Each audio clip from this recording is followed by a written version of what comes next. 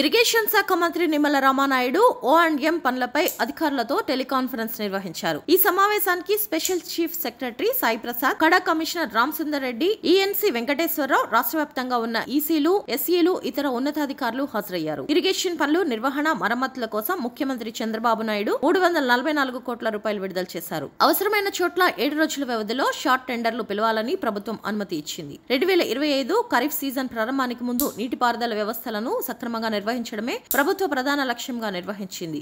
గేట్లు, షట్టర్లు వంటి మెకానికల్ పనులను తప్పనిసరిగా అసిస్టెంట్ ఇంజనీర్లు పరిశీలించి అవి సక్రమంగా పనిచేసే స్థితిలో ఉన్నాయనే ధృవీకరణ పత్రాన్ని చీఫ్ ఇంజనీర్ కు ఇవ్వాలి. సాగునీటి సంఘాల ఆధ్వర్యంలో వాటి పరిధిలోని పనులను మే నెలాఖరుకు పూర్తి చేయాలని అధికారులను ఆదేశించారు. పనులపై నిరంతర పర్యవేక్షణ కోసం చీఫ్ ఇంజనీర్లు, సూపరింటెండెంట్ ఇంజనీర్లు ప్రత్యేక దృష్టి సారించాలి. గతంలో మాదిరిగా ఆలస్యం కాకుండా మే చివరి నాటికి అన్ని అత్యవసర పనులు నాణ్యతతో పూర్తవ్వాలన్నదే మంత్రి స్పష్టమైన ఆదేశం.